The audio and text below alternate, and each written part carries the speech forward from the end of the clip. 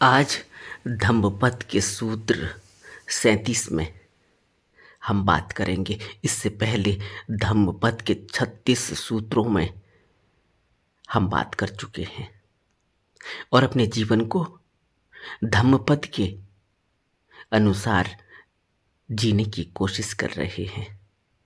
बुद्ध के बताए हुए उपदेशों को अपने जीवन में उतार कर उन उपदेशों से अपने जीवन को मुक्ति पथ की ओर बढ़ा रहे हैं, निर्वाण की तरफ आगे बढ़ रहे हैं, सत्य के दर्शन की तरफ बढ़ रहे हैं।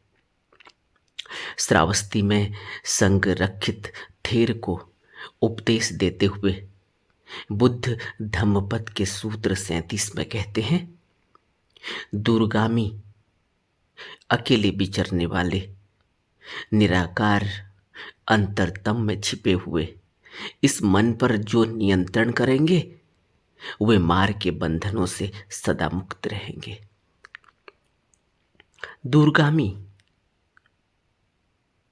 दूरगामी का अर्थ है वह जो पास जो दिखाई देता है उससे भी कहीं जो नहीं दिखाई देता उसको देखने की क्षमता रखता है, जिसकी चाल बहुत तेज है, जो दिखाई नहीं देता, सुनाई नहीं देता, लेकिन उसकी चाल ऐसी है कि जब तक हम उस बारे में सोच पाएंगे, समझ पाएंगे, तब तक वह वहां पहुंच जाता है। दूरगामी अकेले विचरने वाले, कोई साथी की जरूरत नहीं, अकेला ही विचरता है। पूरे दिन पूरी रात बिना थके हुए वो चलता ही रहता है। निराकार है, उसका कोई आकार नहीं, बिल्कुल ही निराकार। आकार चाहे तो ले ले, आकार चाहे तो न ले, निराकार है। इसलिए दिखाई भी नहीं देता, इसलिए समझ में भी नहीं आता। अंतरतम में छिपे हुए, और छिपा अपने ही अंदर है, अंतरतम में छिपा हुआ है, अपने ही अंदर छिपा हुआ है, फिर भी नजर नहीं आता। अपने ही अंदर छिपा हुआ है, फिर भी उसके कृत्य हमें दिखाई नहीं देते। अपने ही अंदर छिपा हुआ है, लेकिन उसकी चाल हमारी पकड़ में नहीं आती। ऐसा है मन। बुद्ध कहते हैं, दूरगामी अकेले विचरने वाले निराकार अंतरतम में छिपे हुए इस मन पर जो नियंत्रण करेंगे वे मार के बंधनों से सदा मुक्त रहेंगे। मार के बंधन इसी मन के कारण है। जिसने मन पर नियंत्रण कर लिया वह मार के बंधनों से भी मुक्त हो गया। यह मार मन का ही फैलाया हुआ, मन के द्वारा वह विकार जो मार बनकर मनुष्य को बंधनों में उलझा देता है, जो मार बनकर मारता है, पीड़ा देता है, घात करने वाला है। और उसकी मार ऐसी है कि जन्मों जन्मों तक वो घाव भरता नहीं। इसलिए इस मन पर जो नियंत्रण करेगा वह स्वयं ही मार के बंधनों से भी मुक्त हो जाएगा। वह मार पर भी नियंत्रण कर लेगा। मार की जो चाल है वह मन से ही निकलती है। मार इन पांचों इंद्रियों का सहारा लेकर एक मनुष्य को जाल में फंसाता है, उसको इस भवबंधन में फंसाता है। इन पांचों इंद्रियों से वह क्या करता है? पांचों इंद्रियों से भोग, आंखों से दृश्य देखता है, तृष्णा पैदा होती है, पाने की इच्छा उठती है। कानों से सुनता है, प्रिय लगता है, पाने की इच्छा होती है। नाक से सूंघता है, प्रिय लगता है, पाने की इच्छा होती है। त्वचा से स्पर्श करता है, एक सुखद अनुभूति होती है, वासना जागती है, पाने की इच्छा होती है। और जीभ से स्वाद लेता है, सुखद अनुभूति होती है, स्वाद आता है, पाने की इच्छा होती है। और मनुष्य बुरी तरह से इसके जाल में फंस जाता है और यह अंधा कुआं ऐसा है कि यह कभी भरता नहीं, हमेशा खाली रहता है। हमेशा और की मांग और की इसकी आवाज उठती ही रहती है और मनुष्य अपना पूरा जीवन इसको देने की दौड़ में ही बिता देता है और व्यर्थ अपना जीवन बर्बाद करके यहां से चला जाता है। बड़ी ही प्रियकर कहानी है एक भिक्षु की। उसका नाम भागिनेयी था। भागिनेयी संघ रक्षित स्थविर। कहते हैं कि बुद्ध धम्म और संघ में उस भिक्षु संघ रक्षित का बहुत प्यार था, अगाध श्रद्धा थी, विश्वास था। तथागत के मार्ग पर चलने वाले वह ऐसे थेर थे जिन्होंने तथागत के उपदेशों को अपने जीवन में उतार लिया था। दूर दूर तक उनकी ख्याति फैली हुई थी और लोगों में उनके प्रति बहुत प्यार, श्रद्धा और विश्वास था। थेर संघ रक्षित की एक बहन थी। उसके घर में एक बच्चा पैदा हुआ। सभी लोग प्रसन्न हुए और संघ रक्षित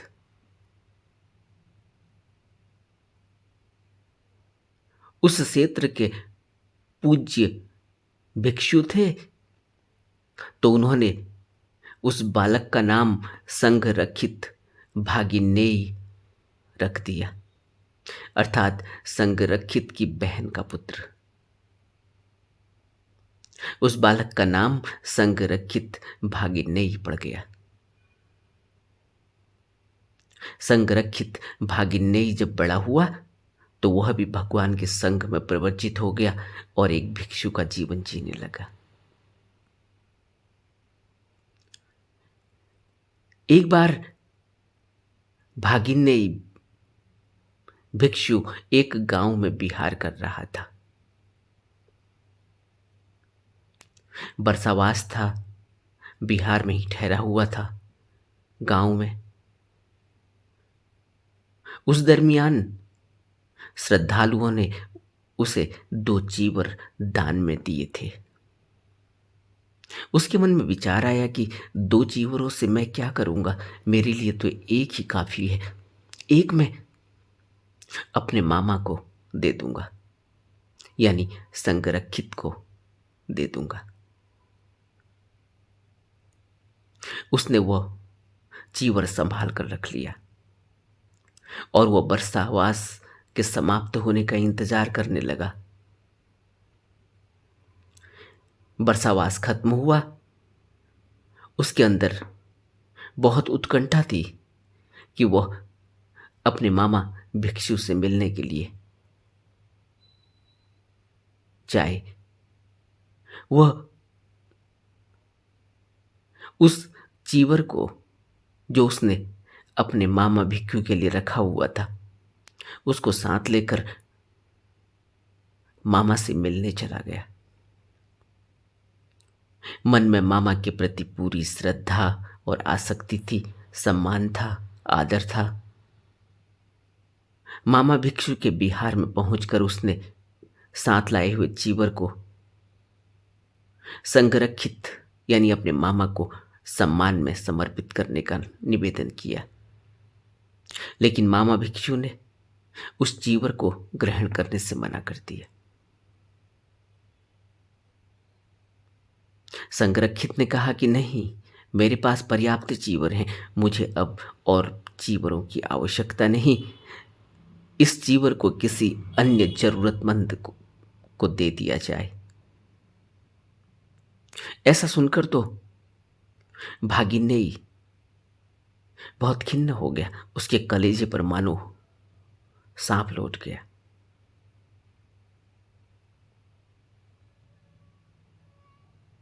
वह एकदम ही सुन्न पड़ गया, क्योंकि उसकी बहुत आसक्ति थी, बहुत प्यार था, दुलार था अपने मामा के प्रति। और जब संगरक्षित ने उसे लेने से मना कर दिया तो उसे ऐसा लगा कि संगरक्षित अब उससे प्यार नहीं करता।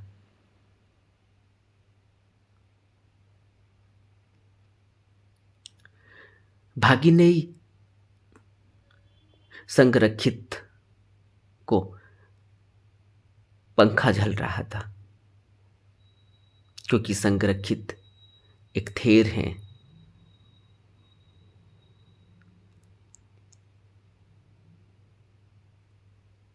तभी भागिनेयी के मन में एक विचार आया कि संगरक्षित यानी उनका मामा अब उनकी भावनाओं की कद्र नहीं करता।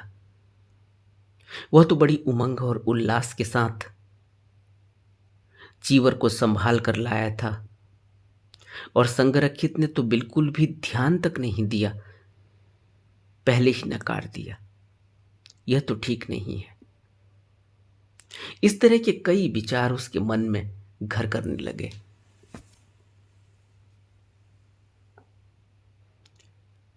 इन विचारों में खो गया वो और सोचने लगा कि श्रेयस्कर यही है कि वह भिक्षु संघ को ही त्याग दे, घर चला जाए, गृहस्थी बसा ले। उसके मन में इस तरह के गृहस्थी के विचार आने लगे कि कुछ नहीं रखा है भिक्षु बनने में। यहाँ कोई किसी की कद्र नहीं करता, यहाँ तक कि उनके परिवार का सदस्य, उनका मामा भी अब उनकी कोई कद्र नहीं करता।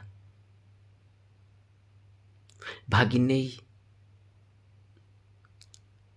ख्यालों में खो गया विचारों का प्रवाह इतना तेज था कि भागिनेई तो उन विचारों के साथ बहुत दूर की यात्रा पर निकल गया। उसने अपने आगे के पूरे भविष्य का ताना बाना बुन लिया। उसने सोचा कि वो भिक्षु संघ को छोड़कर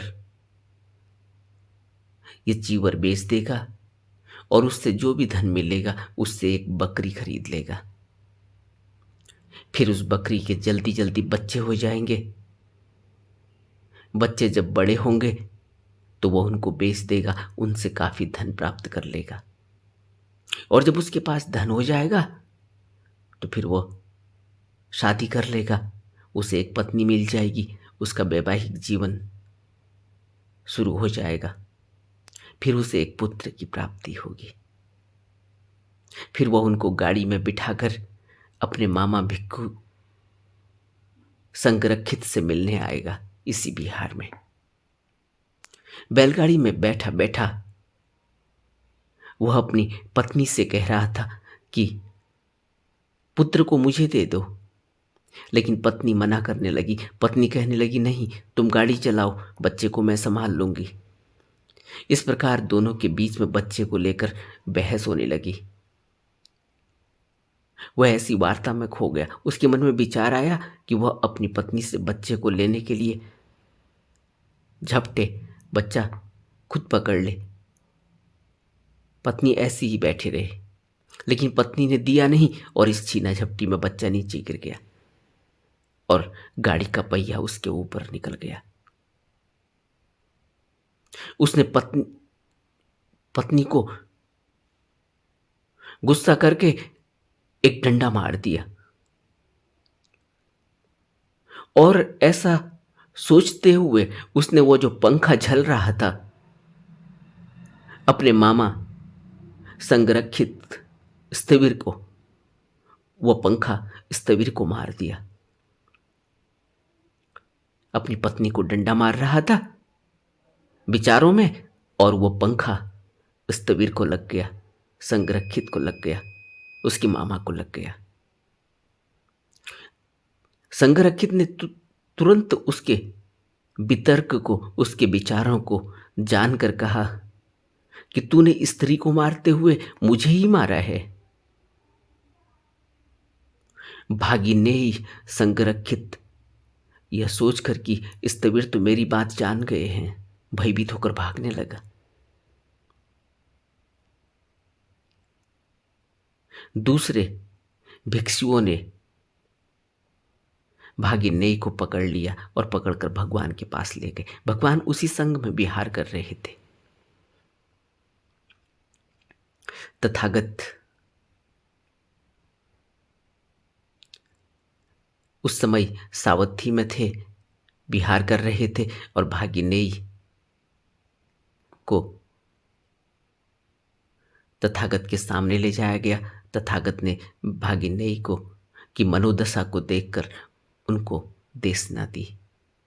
कहा कि भिक्खु, चिंता मत करो, यह चित्त दूरगामी है। जो व्यक्ति दूर दूर तक जाने वाले, अकेले ही विचरण करने वाले, शरीर रहित चित्त को संयमित कर लेंगे, इस शरीर रहित चित्त को संयमित कर लेंगे, वे मार के बंधनों से मुक्त हो जाएंगे। यह चित्त दूरगामी है, अकेले विचरने वाला है, निराकार है और शरीर के बिना भी चलता है। ऐसा कहते हुए तथागत ने यह गाथा कही थी, दूरंग गमंग एक चरंग अशरीरंग गुहाशयं ये चित्तंग संय में संति मोखंति मारबंधना। दूरगामी अकेले विचरने वाले निराकार गुहाशयी इस चित्त का जो भी संयम, जो संयमित कर लेगा वो मार के बंधनों से मुक्त हो जाएगा। क्योंकि मार का प्रभाव इसी पर निर्भर करता है। मार मनुष्य को इस भव बंधन में फंसाने का एक बहुत बड़ा जाल है, और मार के जाल में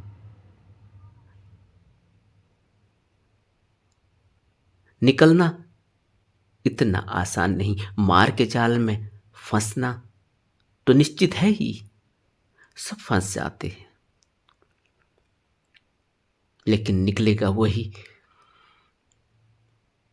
जो संयमित होगा, जो अपने चित्त पर निगरानी करेगा, जो 2400 घंटे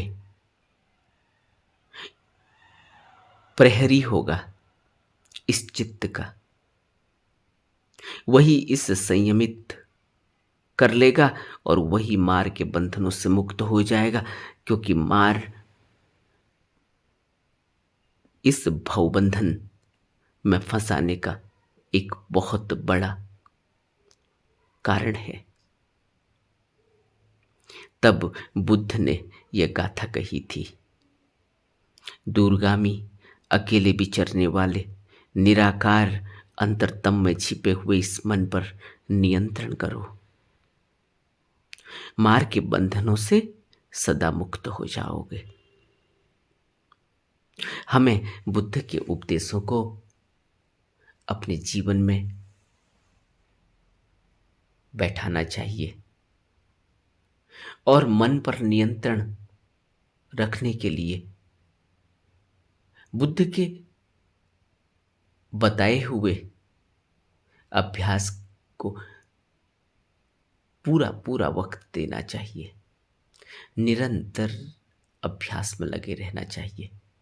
यह मन बहुत चालाक है, बहुत तेज है। जहां तक हम नहीं सोच सकते यह वहां तक सोचता है, और सोचते सोचते हमें कर्म बंधन में डाल देता है। नमो बुद्धाय।